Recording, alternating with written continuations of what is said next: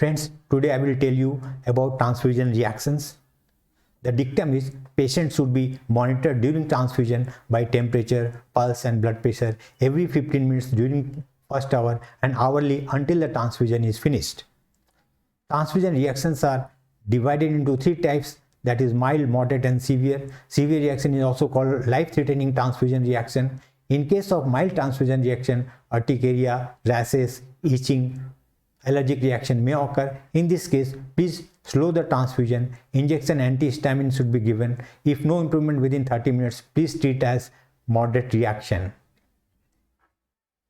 In case of moderate reaction, fever, rigor, restlessness, palpitation, mild difficulty in breathing may occur. In this case, please stop the transfusion, replace the IV set and keep IV line open with normal saline. Injection antihistaminic intramuscularly may be given. Treating doctor should be informed.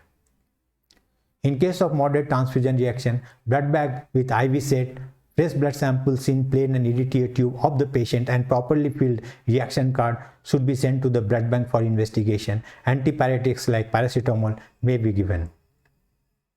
IV corticosteroids and bronchodilators, if anaphylactic features like bronchospasm and stridors are present, please collect urine sample and send to the lab to know hemolysis.